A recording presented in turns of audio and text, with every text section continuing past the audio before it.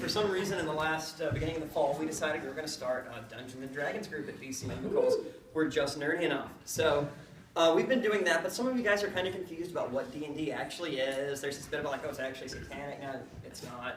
That was the 80s. We left them in the 80s. It never was actually satanic. So tonight we put together just a quick one-shot campaign just to kind of go through, give you an idea of the characters were. And I think you'll really enjoy it. And, you know, we changed the rules a little bit to simplify, so we're going to be playing a game of Basements and Baptists, if you're ready. So you guys want to introduce your characters? I'll be your dungeon master tonight. Okay, so my character's name is Randy Butternubs. He is a halfling rogue. Think basically The Hobbit, but a thief. Yep. Okay, I'm Jill. For those of you who don't know me, my character that I created, his name is Perdix. He's a 19-year-old human sorcerer. He thinks a lot of himself, but he's actually quite inexperienced and a little awkward, and he really, really loves his frost staff. So. I am Timothy. The character I am playing is Kevron, or Uncle Kevron, as we call him. He is a half-human, half-elf ranger, a little awkward sometimes, and a disciple of Peter. All right. Well, it looks like we're all gathered, so just so we can recap. Last time, you guys all had explored around the town, and you've been gathering information about this odd kind of religious institution that apparently was housing a really rare artifact called the Ruby and Gold Chalice of Life Everlasting. Now, the rumors that you've heard and the legends that you've read says this chalice contains the secret to never-ending sustenance, and you guys decided that you were going to go after it. So you started going around, you did some research, and you overheard some rumors, and you kind of pinpointed the location. It appears to be inside of some sort of like monastery-type building, but not quite. Some people called it like the something CM catacombs, and then some people said like the House of like Baptists. It's kind of weird. So I think the name you decided on that seemed most common was the House of the Baptists. So when we left off, you guys were on the way, so we'll pick up with you guys about to enter the door. How about that, okay? So the party approaches the door, and the first thing you notice is it's a very well-maintained portico. You're used to seeing ruined monasteries, but the door seems to be in pretty good condition. And at this point, which of you wants to be the one to open it? Kevron is assertive and goes first, tries the door and pushes it. And it immediately opens. Just gives way. So as you fall in, you'll notice right away that cloaks are scattered everywhere. It's a little bit kind of dark and dingy. Not many people seem to be around. And there's the overwhelming smell of cinnamon. Kevron is confused. Perdix does not like this. I'm gonna scout around a little bit. I'm gonna try and move silently here. Okay, make a move silently check. Oh. Nat 20. All right, so he is, I believe Randy at this point is all but floating above the ground. He is so stealthy right now. No one knows he's there. The party can't actually see him at this point or hear him. It's really odd. You do, as you're sneaking around, notice the fact that there seems to be a stairwell leading up next to where you are. Would you like to go up the stairwell? Yeah. Okay, so as you go up the stairwell, I want to hear some listen checks. Let's see what we've got here. All right, you hear nothing, but it looks like everyone else hears a sound that sounds like, oh. You continue going up the stairs. Oh no. Let's go up the stairs. All right, the party continues up the stairs, and hello! Everyone make a fortitude save. Oh, that's unfortunate. Well, I'm afraid it looks like Perdix failed the fortitude save, so you are now frightened and won't be able to move until the end of the round. You also take 4 points of sonic damage. You two are set. The creature that appears to have attacked you looks like some sort of humanoid. You're not sure whether this is one of the acolytes that's a member of this organization, but it is clear you have been called at this point. What do? He seems to have been the initial aggressor. Okay, I'm gonna go for a sneak attack here. Okay, since you did such a good move silently, he's not actually aware that you're even there. All right, so roll for damage, or roll to hit. All right, it hits. Go. All right. That looked like about 3 points of damage. Not bad. It seems to be substantial. All right, I think it's Kevron's go now, according to the initiative rolls. Kevron is rolling he uses a double shot feat. Oh, yes. Shoot 2 arrows, one right after the other. So for the first arrow, You have to re-roll that one. It hits. and the second arrow, totally misses, I'm afraid. Curtis is shaking uncontrollably on the floor. At this point, it looks like the acolyte gets a chance to go. It's the acolyte's chance. He appears. So you notice that the acolyte produces a strange container, and he begins to like consume from it. The nearest thing you've seen is like someone taking a potion. It appears to you guys that there's some sort of elixir of life.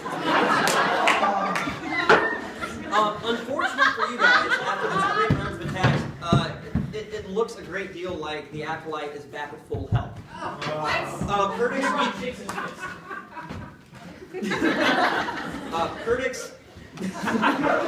Curtis is now capable of moving. Right. Curtis is on his feet. What would you do?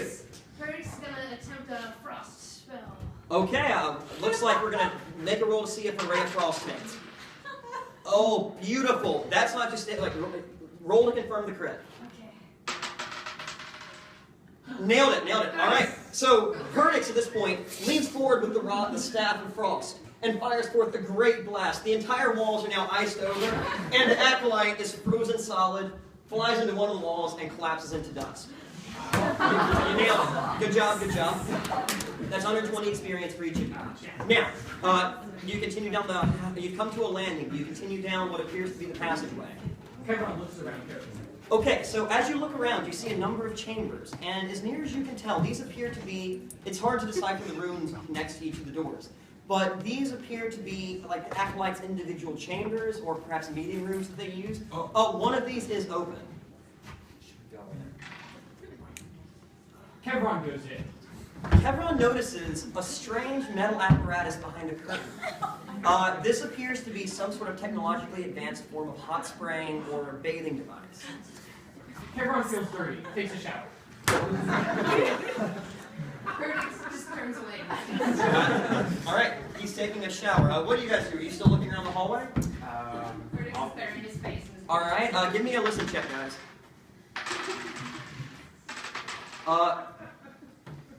Kevron's showering. He doesn't need anything. The other two of you hear footsteps. Yeah, it seems like someone is coming. I'm going to do a hide check. Yeah, hide checks? Okay, hide checks all around then. Okay, that's a nat 20. You are one with the wall. At this point, Randy is the epitome of a rogue. Like, you actually can, no one else can see where Randy is now.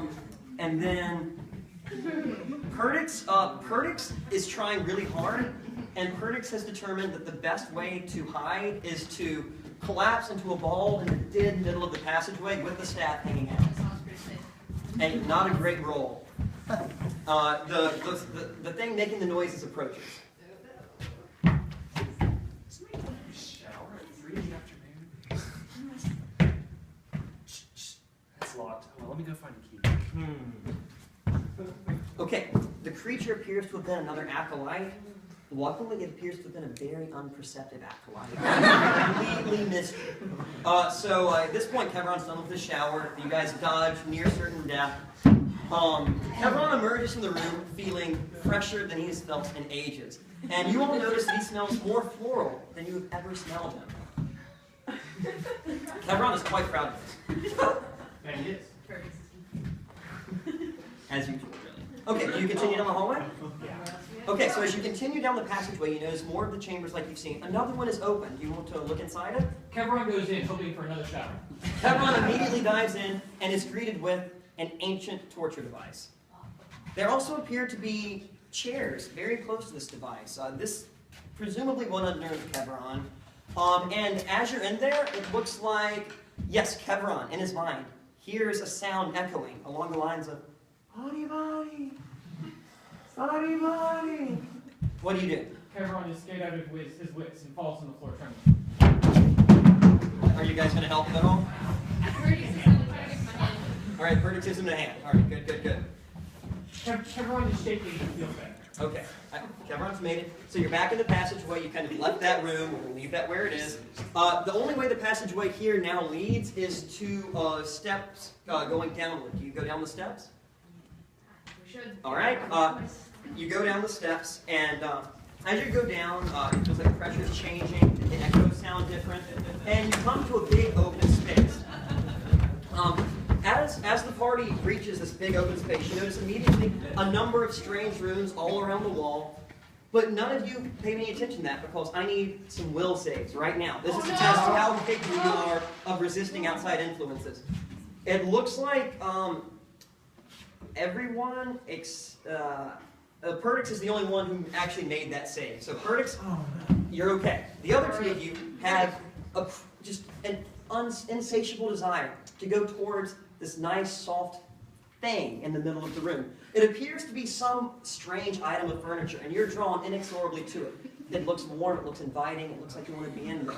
Perdix, are you doing anything to stop them? No, Perdix is about to see how this is going to work out. Okay, so as they begin falling in, Perdix kind of follows them along a little bit and realizes that there are other bodies inside of this container. Perdix shouts some warning.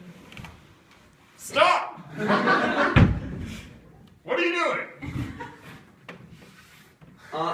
It looks like the warning actually was effective. The other two of you have snapped out of it. You guys are all now peering over what appear to be two types of divan chairs squished together, laden with bodies. You're not quite sure whether these are living bodies or not. They appear to be pretty zoned out, if they are. Can I pick their pockets?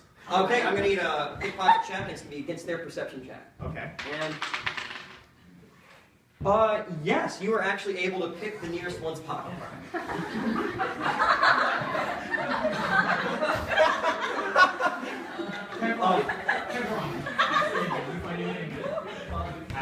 Well, unfortunately, this particular person has a strange runic device. You've heard of what they call sending stones, allow you to send messages across long distances. This appears to be a very advanced sending stone. You feel like with the right tools, if you could decipher the script on it, you could use this to send messages across long distances. Do you want to put that in your pack for a little while and carry on? Because after all, the chalice is calling. Yes. Do you continue on to the other side of the room? Yes. Okay, so the party continues to the other side of the room, and the room kind of fades into the background, and now we're looking at an entirely different room.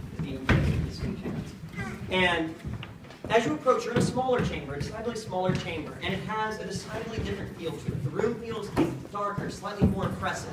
You feel the urge to put yourself down to do things because other people told you to do so. You feel like there are lists you should write your name on. But that kind of pales in comparison to another big metal door that appears to be locked. What do you do? Kevron tries this door as well. Kevron rushes into the door, but the door holds fast. Okay.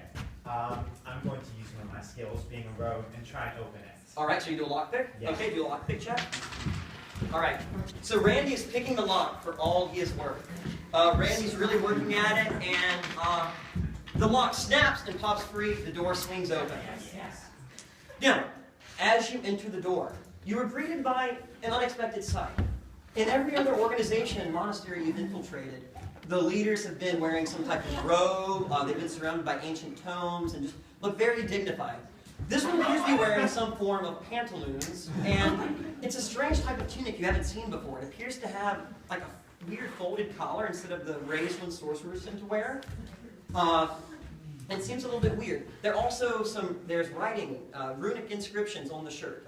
You'd have to use Decipher Script to do that. Do any of you have that? Okay, make a roll to see if you're able to do it.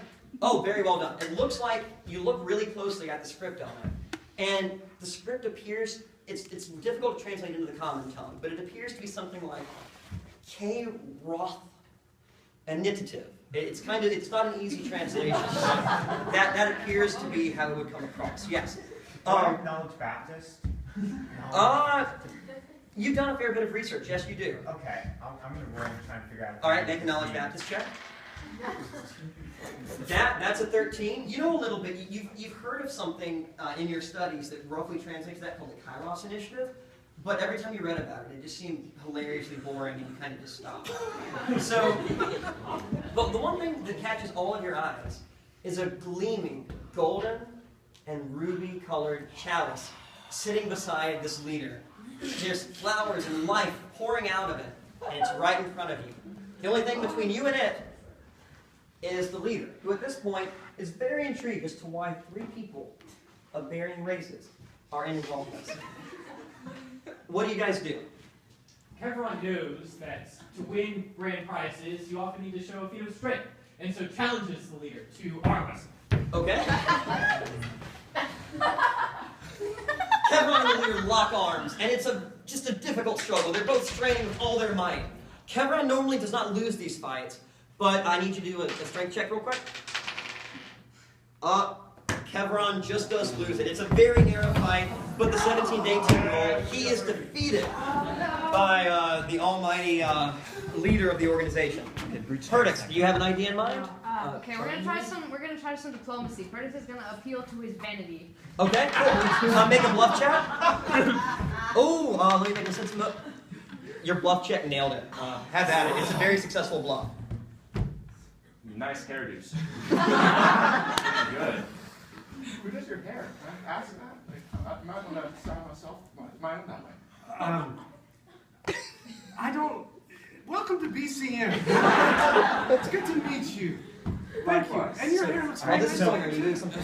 Okay, so he's distracted, right? Yeah, seems to be distracted. All right. What do you need to do? I'm gonna do a sleight of hand and try and get the goblet. Okay, roll a sleight of hand check. Oh, I'm so sorry. You've nailed 2 nat 20s. Like, actually 2 nat 20s while we're sitting at this table, which is shocking. That was not one of them. You stumble by, you brush past the campus minister, you kind of trip over him a little bit, and you find, as a halfling, this chalice is almost as big as you are. It's very difficult to carry, but luckily, Randy is a very bold character and knows that he can hide this if he stuffs it under his shirt and no one will notice. Okay, good. So, Randy very carefully takes the chalice and begins moving, and he's confident that the leader of this organization has no idea what's happening.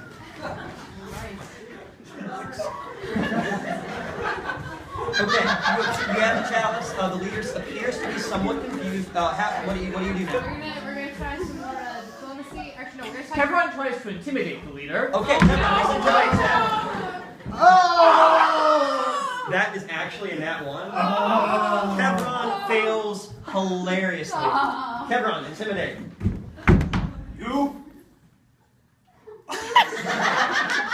I have no idea what to say to you, sir. Hi, my name's Jeffrey. The campus minister responds. He's very confused as to why you really want this chalice. What are you doing with the vase? What vase? How do you react? You're being challenged directly, Randy. You just bolt and run? No, I think I can bluff this one. Okay, make a bluff check. I'll do a bluff check. Okay, Let me see. The bluff check is successful. well. All right, great. So, I guess Randy makes a brilliant effort at convincing the minister that there is no chalice. There never was a chalice. I just had an operation and I'm right now carrying an oxygen tank here. Well, that's funny. We used to have a chalice here that was filled with all kinds of candies for students to come and eat. I heard that was a myth. The leader actually is feeling very bad about having insulted your injury. He's had some bad experiences with this in the past in which he's assumed handicaps weren't handicaps, and he's very weirded out by these situations. He really begins to back off. I'm sorry to All right, let's both provide a chalice. Okay, and all the PCs start running away mid-conversation. They bolt away out of the house. Okay, it looks like, yeah, you definitely escaped. Did you guys choose to look inside the chalice? Yeah, I'm going to do a search check on the chalice. All right, let's look into the chalice. What did we find? Indeed, the chalice is overflowing with life-giving sustenance. They're Milky Ways. They're Twixes. Are there still fortune cookies? And there are fortune cookies in the bottom. Yes! Guys, congratulations. Each of you get 1,000 points for experience. You made it the boss fight. Good job. Same time next week? Yeah! Yeah! Good job. Well done.